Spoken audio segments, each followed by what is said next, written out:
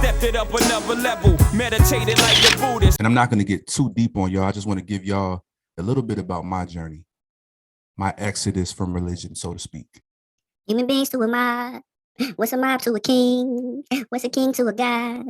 What's a god to a non-believer who don't believe in anything? That's my song. Y'all know that song?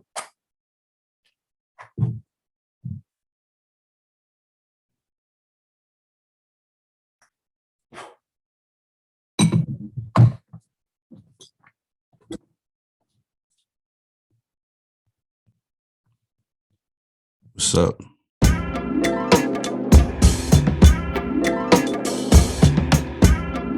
One night I found myself driving. This is when I was in Virginia. I was driving and I was sort of lost, but I knew where I was going at the same time. I ended up in the parking lot of my squadron. I was like at an emotional boiling point, I guess you can say. And I was just thinking like, man, who am I? Because you always think you know until you don't know, right? Like there's always that ebbs and flows of life. There's always that sense of who am I? And I think for a long time, you know, especially us as people of color, we struggle with finding our identity. You know, like I watched all the documentaries. I watched Hidden Colors 1 through 80, you know. I've watched several documentaries, but then you think about in school, what they teach you, like they teach you who you are, right? They're telling you who you are, you know, started from slavery. And we talk about the same old, we talk about the colloquial Black people that are notable in our history, who we should care about that's Black, you know. And then you also have at home where you're kind of forced into this belief system that you don't know if you truly believe in. And so you're kind of forced in, you're indoctrinated, because as humans, we feel like we need to belong, even if it means fitting a circle into a square. You know, if you try to force a puzzle piece where it doesn't belong, the puzzle isn't complete. So that's where I was. I was sitting in the parking lot and I was thinking, trying to find that puzzle piece. One of those missing puzzle pieces, or, you know, wrong puzzle pieces, was in the realm of religion, right? Because for the longest, you know, it's almost like customary that we just say that we're Christian. It's almost like a rites of passage for us. If you say you're Christian, you automatically belong. You know, but I didn't feel like I belonged on either side of the, and that's the problem too. We always have a side. We got to pick a side. We got to belong to this, belong to that, belong to this. And I'm a huge proponent of something being organic. Things should be organic, right? We want our food to be organic. Why? Because it's the best for us. Organic food is the best for us. So why shouldn't everything else be organic? Love, what we believe in, our belief system should be organic. Organic is just better. And I found myself in this spiritual battle within myself a lot. Ever since I was little, I felt like the black sheep of my family, as a matter of fact. Like, it just seemed like everybody else was on board with this thing that I had so many questions about. And I guess because I'm a logical thinker, they made me feel like logic was a problem. Like it was a problem to think logically. But see, with my logical brain, I always wondered, why would we use logic only for some things, but not for this thing that you're saying is the most important piece of our life, our soul, right? We're told that our soul is the most important possession that we have, so much so that we have to guard it with this holy book that dictates how we should live our life, that dictates our future after we pass from this earth. Like, I just never understood why logic wasn't permitted. And so from a young age, I had no problem asking questions. Yeah, ruffled some feathers, but that's cool.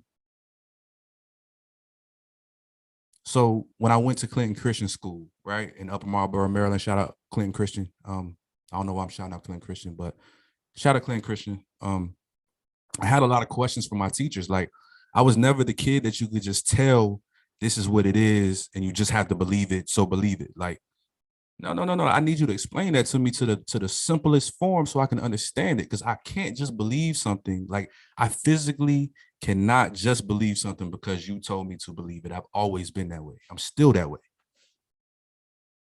Now, I'm not saying I have to understand every single thing for it to be, a thing, because I'm not the smartest person in the world. I understand that. But if we're talking about something so important, I'm going to be on a continuous journey to understand that as much as possible. Not because he told me, she told me, pastor told me, parents told me, grandma told me, mama told me. Not because anybody told me, but because I have to genuinely, organically vibe with it. And so I was going to say that, this kind of caricature that I created, that is sort of an amalgamation of my creativity and my, I guess you could say, belief system. The third eye Buddha, right? The third eye Buddha. I was going to say that he was born once I started on my religious exodus. I was going to say that, but I don't think so. I think he's always been. I think he was born when I was born. For, like I said, since a child, I've always had these questions. And the funny thing is, I used to want to be a preacher, but I don't think that's because I really wanted to be a preacher. I think from going to church and all of that stuff, I think when you go to church and you're a Christian, and in your mind and in your heart, you're doing the right thing. So I've always had this thing where I wanted to do the right thing. I've always had a thing, for humanity, for people. And so I think that is what tied into me wanting to be a preacher. It never was that I genuinely just wanted to be a preacher. I think I wanted to be what a preacher represented to me through those child's eyes. I've always just wanted to help people as best as I can. Right. So I think that's what it was. But again, that goes into the identity piece, the culture piece. See, we were indoctrinated into a world we didn't understand when we were kids. And so when we grow up, and this is no knock to people who believe in Jesus and who are Christians or any faith that you follow, right? This is just me being honest, okay? We have to have honest conversations. We can't just keep sidestepping and trying to move around it because for fear that we're going to hurt somebody's feelings or offend them. Because I'm open to the conversation, people. Like, we can have these conversations very respectfully, very, open and direct, okay? So it almost seems as though we carry that almost like a childlike innocence on into our adulthood when it comes to religion, because we forsake and forego the constant journey of it all. I'm not a gambling man, right? So this whole thing about Pascal's wager does not sit right with me. Like, I can't wager my soul based off of, just because grandma believed it or mama believed it, and they told me that's what was right and it feels good. Like, no. And I've never been able to I've been able to suppress and force myself in that walk for a long time. But sitting in that parking lot in front of my squadron, it all came to a head, just emotionally. And no, there was no catalyst of, what a lot of people try to say, well, maybe you had a bad experience in church, or maybe it's just the people that no. Don't do that. Let's not do that. I'm intellectual enough to understand where I'm at. Okay. And trust me, it wasn't easy. That exodus was not easy. I would say it was probably one of the toughest, if not the toughest things I've ever had to do in life. It's come to the reality that I'm not a Christian. And so I sat in that parking lot, man, and I cried. Like I really, like literally cried, ugly face cried, boo-hoo snot running out my nose cried. Because I really wanted to believe. Like I really wanted that, because that's the easiest way to do it. Like everybody else around me is Christian. Everybody, it's just so much easier to not have those conversations with my parents about, why I don't believe in Jesus and why I don't this and why this and why. It's just so much easier to just get on board and go along to get along, right? Just to be like, oh yeah, yeah, yeah, yeah, But I cried because it makes you rethink everything that you were taught, everything that you thought you knew. That feeling sucks. Where you had that sense of comfort, knowing that no matter what, Jesus will be there for me when I fall. Not having that safety blanket anymore, yeah, that hit hard. That hit hard. And so it was hard for me to articulate that to people, but once I came out of that spiritual closet, I felt free. I felt like a weight was lifted off of my shoulders. I felt like I no longer had to pretend to be somebody that I'm not. I felt like I can find my identity not based off of what somebody else told me my identity was or is. How many of us are living in a false world, right? Like, how many of us really question religion? How many of us are proponents of Pascal's wager? How many of us are just like, well, I believe just in case, because it's better than not believing. And then, when I die, I'd rather go to heaven. I'd rather it be real and believe. I'd rather believe and find out that it's real than not believe and find out that it's real and go to hell instead of heaven. Like, how's that fair to you? How's that fair to God? Yeah, think about that. How's that fair to anybody? Well, I don't really believe, but I'm gonna believe just because, just in case. Like, nah, come on. Be honest. Don't be afraid to take the journey. If the journey leads you back there, it leads you back there, but at least it's organic. At least it's organic. You're not forcing it. Because when you force it, it just does something to you psychologically, emotionally. At least it did for me. I don't want to speak for everybody else, but for me, it did. And so I had to leave that. I had to exodus. I feel like I know who I am. And it takes a while, but that feeling of knowing who you are is nothing like it. I don't practice any organized religion, but I explore them and I take what helps me become a better person. Now, I know a lot of Christians say, well, it's not good enough to just be a good person. Well, hey, that's what you believe. Okay, cool. And that's because I think we put too much emphasis on the after, not understanding that karma is real and what we do here can affect the after. So I would rather spend my days here being present in my days here, right? I'd rather spend my days here loving others, fellowshipping and loving my family, not ostracizing anybody based off of their belief system, not, come on, like, you know what I'm saying? Because we all do it, subconsciously or consciously. But I would rather not speak death into existence. I would rather not live life for death. But again, like I said, I don't practice a organized religion. I respect them.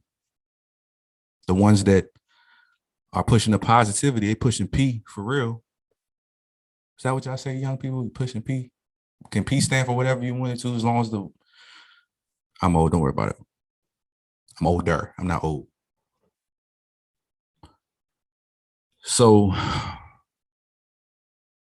that parking lot helped me, that parking lot conversation with myself my ancestors, with, you know, with life, helped me understand that I was on the right track the whole time. You know, when I was questioning things and I was reading the Quran, I was reading different, you know, texts and exploring. And when I was deployed to Iraq, I was just reading a lot of different things and just observing the culture and observing the people. And then onto the book that I had on one of the previous episodes, you know, that helped me as far as understanding the ways of Buddhism. You know, a lot of people, especially when you're in the Christian religion, you kind of turn a deaf ear to other religions and shut them off and say, nope, nope, nope, nope. It's only Jesus. It's only Jesus. I don't even want to hear it. I don't even want to hear it. I don't even want to hear it.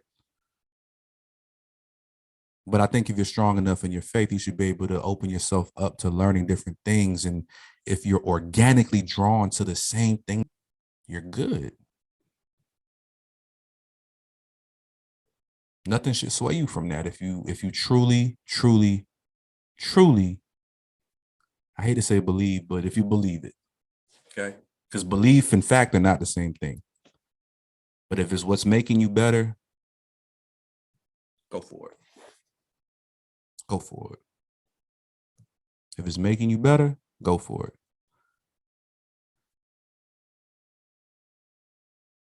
So this is not to debate. This is not that type of party. This is just a conversation, because I know there's a lot of other people that either have or are currently within a spiritual battle, like within themselves. And I just want you to know that it's okay. I just want you to have some sort of peace, understanding and knowing that you're not alone. I want you to understand that there are other people that have the same thought process, and no, we're not bad people. It's okay. Don't let anybody tell you any different. Organic. If it's not organic, it ain't right. It's GMO. And you can take that how you want it, but if it's not organic, it's GMO. I welcome conversation on this topic. I'm not afraid of conversation on this topic. I'm not going to debate you on the Bible if you're using the Bible to support the Bible. Okay? Can't do that. I'm going to say that one more time. I'm not going to debate you. I'll have conversations with you. But if you're backing up the Bible and justifying the Bible with the Bible, we don't even need to talk. We don't even need to talk. I'm not trying to turn you away from the Bible. It took a long time for me to be able to properly articulate my stance. It took me a long time to be comfortable with when somebody asked me, you know, you Christian, you believe in Jesus? For me to say, no and no. Because the follow-up question is typically, oh, so you worship the devil? No. No. But again, I don't take that personally, because I understand that just comes from ignorance, you know? At this point, it's just funny to me. So it is what it is. But I just want people, you know, I'm a big fan of the movie Semi-Pro. So if you know, you know, man, like ELE, man. ELE. As long as they deserve it, though. Don't just love everybody just to be loving everybody, because everybody don't deserve your love. That's what I've learned too. Like, I'm very comfortable with saying that everybody ain't comfortable. Everybody don't deserve love, respect, all of that. Everybody does not just deserve that. Protect your peace. So from now on, knowing what you know, you can call me Rob. You can call me Rod Nigga Jr. You can call me Third Eye Buddha. You can call me whatever you want to call me. Just call me. Man, but look, as always, y'all be good. Be a better person than you were yesterday. Always strive to be a better person. Don't be afraid of the journey. Hey, look, man, I have nothing cool to say on the outro, but I will say I love y'all and thank you. Peace.